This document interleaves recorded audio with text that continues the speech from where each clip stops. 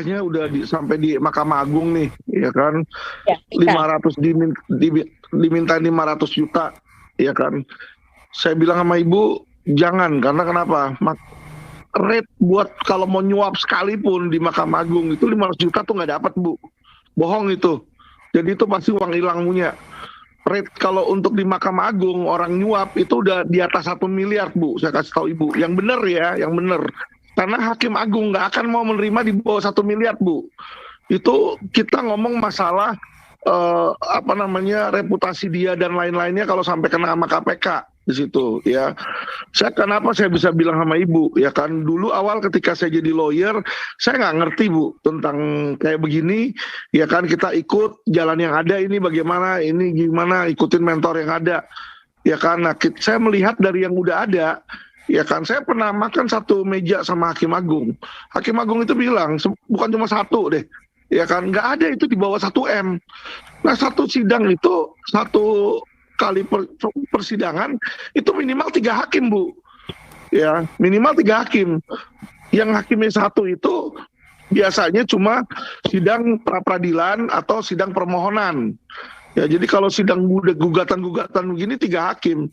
Jadi Bu, 500 juta itu kalau ibu bayar itu pasti uang hilang, uang hangus. Yang ada ibu malah ditipu. Jangan. Ya, tapi masalahnya ini saya salah langkah, Pak. Pengacaranya dia yang dia bilang mau nolong saya, ternyata setelah saya konsultasikan ke beberapa pengacara, pengacara yang saya pakai ini masuk angin ternyata, Pak. Nah, itu dia. Jadi bukan cuma polisi, Bu, atau jaksa. Pengacara pun ada oknum. Ya, jadi pengacara pun ada oknum. Ada pengacara yang saya laporin yang ijazahnya nggak terdaftar, ya kan. Bukan cuma Rasman doang yang sekarang lagi kasus. Bukan cuma Rasman, banyak lawyer-lawyer lain yang ijazahnya nggak terdaftar.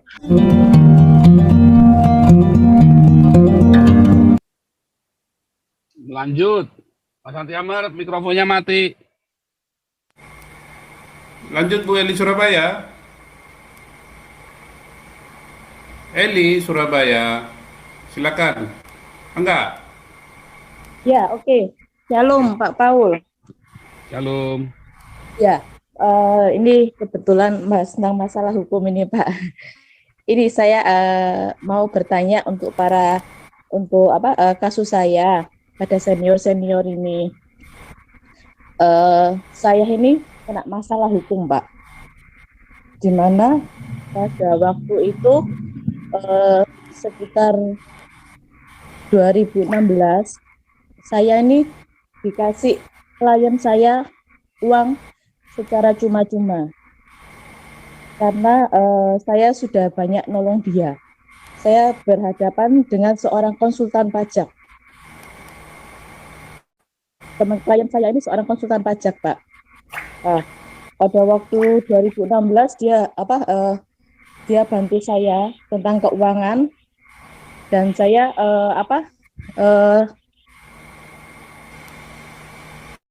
pada waktu mau saya kembalikan, dia tidak mau karena dia bilang saya sudah banyak bantu dia. Singkat cerita, dia sempat kena masalah hukum. Akhirnya pemberian itu sama dia diminta dan dianggap sebagai hutang. Pada waktu itu tidak ada perjanjian hitam di atas putih. Dan tahun 2014 seorang konsultan pajak ini pinjam nama saya untuk membeli 2 unit apartemen Puncak Mer. Tahun 2019 atau 18 itu saya digugat, saya dikasih somasi bahwa itu adalah hutang ternyata. Sampai akhirnya saya memang salah karena pada waktu itu saya pakai lawyer dari konsultan pajak itu, Pak. Bekas lawyer konsultan pajak itu. Singkat cerita, di PN saya kalah PT saya kalah, di MA saya kalah, dan tahun 2019 itu rumah saya didatengin sama pegawai negeri, pengadilan negeri, sorry. Dia bilang katanya rumah saya diletakkan sita jaminan. Ya. Nah, saya sekarang posisi ada di PK, Pak. Kalau menurut dan saya dimintain ganti rugi uang itu plus 2 unit apartemen itu. Padahal selama ini apartemen itu saya tidak pernah ikut membayar, saya hanya dipakai nama. Dan sekarang saya harus ganti 2 unit apartemen itu. Apartemen itu saat ini belum jadi, Pak. Menurut bapak-bapak yang ada di sini, langkah apa yang harus saya ambil? Karena dari almarhum pengacara saya yang lalu, dia bilang, Ibu, kalau Ibu mau menang, sediakan dana 500 juta. Sedangkan saya diberi diberi oleh konsultan pajak ini itu cuma 200 juta dan sudah saya angsur 15 juta. Menurut Bapak bagaimana, Pak? Langkah apa yang harus saya lakukan? Terima kasih. Oke, pertama ya Bu. Baik, makasih Pak Santiamer. Jadi pertama, Ibu kan udah bilang langkahnya udah sampai di Mahkamah Agung nih, ya kan? Ya, 500 diminta 500 juta, ya kan? Saya bilang sama Ibu, jangan, karena kenapa? Rate buat kalau mau nyuap sekalipun di Mahkamah Agung itu 500 juta tuh nggak dapat, Bu. Bohong itu. Jadi itu pasti uang hilang punya. Rate kalau untuk di Mahkamah Agung orang nyuap itu udah di atas 1 miliar, Bu. Saya kasih tahu Ibu. Yang benar ya, yang benar. Karena Hakim Agung nggak akan mau menerima di bawah 1 miliar, Bu. Itu kita ngomong masalah reputasi dia dan lain-lainnya kalau sampai kena sama KPK di situ ya. Kenapa saya bisa bilang sama Ibu ya kan, dulu awal ketika saya jadi lawyer saya nggak ngerti Bu tentang kayak begini ya kan, kita ikut jalan yang ada, ini bagaimana, ini gimana, ikutin mentor yang ada ya kan. Nah, saya melihat dari yang udah ada ya kan, saya pernah makan satu meja sama Hakim Agung. Hakim Agung itu bilang bukan cuma satu deh ya kan, nggak ada itu di bawah 1 M. Nah, satu sidang itu, satu kali persidangan itu minimal 3 hakim, Bu. Ya, minimal 3 hakim. Yang hakimnya 1 itu biasanya cuma sidang pra-peradilan atau sidang permohonan. Ya, jadi kalau sidang gugatan-gugatan begini 3 hakim. Jadi Bu, 500 juta itu kalau Ibu bayar itu pasti uang hilang, uang hangus. Yang ada Ibu malah ditipu. Jangan. Itu dulu satu ya.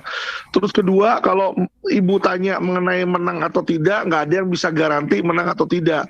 Tapi kalau Ibu mau bertanya tentang kuat atau enggaknya kedudukan sebuah kasus, kami harus melihat dulu gugatan dari Ibu bagaimana, dari dia bagaimana isi jawabannya, dari dia gugatannya gimana, dari Ibu jawabannya gimana. Contoh misalnya, kalau dia bilang dia pernah memberikan uang, Ibu bilang tidak ada bukti, tapi dalam jawaban Ibu mengakui atau tidak.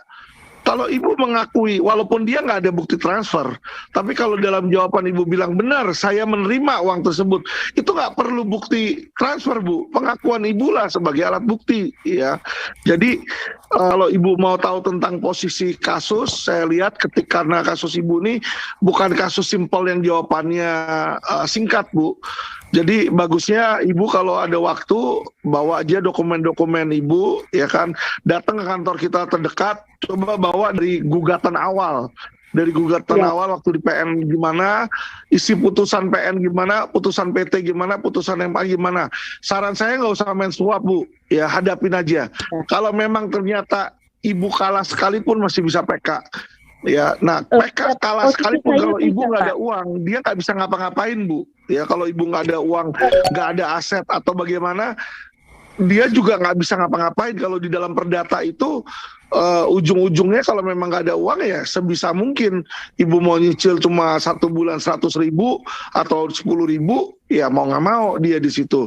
Jadi maksud saya bagusnya coba Ibu kumpulin data-data dulu, datang karena perkara Ibu ini nggak sesepele yang tadi Ibu bicara gitu loh. Karena maksud saya adalah saya nggak tahu Ibu ketika dalam gugatan itu apa aja yang Ibu jawab di situ. Dan putusan hakim, pertimbangan hakim itu yang bagaimana, saya juga nggak tahu dan Ibu nggak ceritain juga kan, gitu. Jadi maksud saya ini bukan konsultasi yang konsultasi singkat Bu, ini konsultasi bisa setengah jam sampai 1 jam. Gak apa-apa Ibu datang aja ke kantor LQ terdekat, di situ nanti kita kasih konsultasi gratis buat Ibu ya. Pak, permisi mau tanya, apakah bisa Pak seorang hakim jadi konsultan pajak ini kena masalah dan sempat ditahan 3 bulan. Nah, setelah itu pada waktu dia ngajukan gugatan, pada waktu itu saya sempat dengar hakim itu sebelum memutuskan perkaranya konsultan pajak ini, dia itu katanya sih Pak minta sekitar 500 juta untuk perdamaian itu. Nah, selanjutnya pada waktu gugatan saya digugat, itu yang megang itu hakim yang sama. Bisa enggak ya Pak itu Pak? Ada kemungkinan sama enggak ya hakimnya? Jadi itu kalau di situ Bu, sebenarnya Ibu dari awal kalau misalnya hakimnya sama, Ibu bisa ajukan keberatan Bu ke ketua. Jadi kalau misalnya hakimnya sama di PN, Ibu digugatnya di PN lagi, di situ bisa ke ketua PN ya, karena seharusnya nggak boleh hakim yang sama seharusnya di situ. Jadi pas sidang pertama ajukan keberatan ke ketua PN di situ, laporkan kalau nggak ke Bawasem A atau ke ketua KY, bikin aduan di komisi yudisial minta pemantauan Bu di situ. Itu yang harus dilakukan. Tapi kalau sudah putusan udah terlanjur, udah terlambat Bu. Apalagi Ibu bilang sudah sampai MA, itu udah terlambat. Ngapain? Jadi kalau seseorang misalnya itu hakim Ibu laporin ke komisi yudisial terbukti bersalah sekalipun secara etik, tidak akan menggugurkan putusan pidana atau nggak akan menggugurkan putusan pengadilan perdata gugatan itu Bu, percuma gitu loh maksud saya ya. Jadi kesalahan dari situ tidak menggugurkan itu Bu, jadi percuma kalau menurut saya. Seharusnya precaution dari awal seperti itu, kita sudah melihat sesuatu yang nggak benar, ajukan langsung. Jadi kok hakimnya sama nih?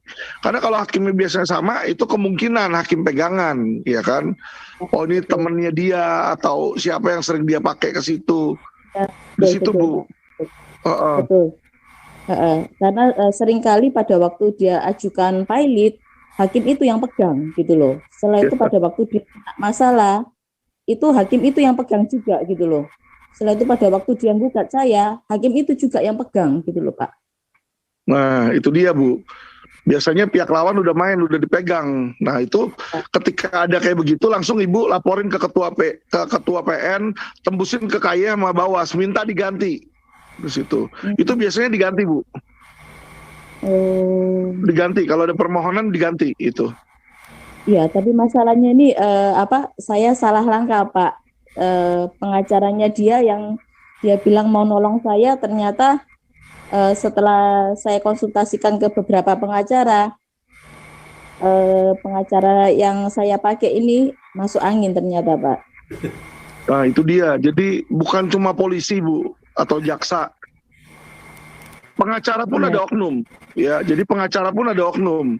Ada pengacara yang saya laporin yang ijazahnya nggak terdaftar, ya kan? Bukan cuma Rasman doang yang sekarang lagi kasus, bukan cuma Rasman, banyak lawyer-lawyer lain yang ijazahnya nggak terdaftar.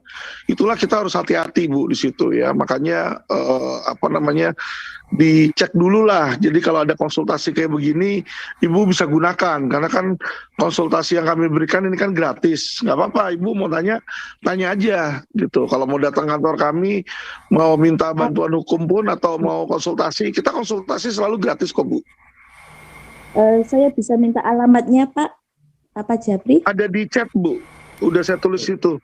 Alamat setiap kantor cabang ada di chat sama nomor dia. Surabaya ini Bu, kebetulan ada Bu beliau. Surabaya ada. Ya, Pak Rizky, silakan. Terima kasih Pak dan berkati. Iya, makasih Pak. Baik, Bu Eli ya, semoga bisa. Alamat di Surabaya sudah ada Bu ya, Jalan Basuki Rahmat nomor 122. Nomor teleponnya juga ada di chat itu Bu, bisa dilihat di situ ya. Di YouTube nomor handphonenya yang Surabaya sudah tampil di running Jangan pernah putus text-nya. saja Bu, ya, jangan pernah putus saja. Ya Bu Eli ya. Semoga dan hati-hati ya, hati-hati. Itu yang dibilang oleh Alvin Lim ini, pengacara ini juga ya, ada yang nggak jelas tidak terdaftar. Cuma kita orang awam ini biasanya itu tidak teliti dengan itu, tidak teliti dengan pengacara, tidak teliti dengan kejadian di pengadilan. Ini seperti Pak Beatus Sinaga ini sama ini kasusnya. Tetapi sebelum beliau, silakan Mr. Cuncun dulu.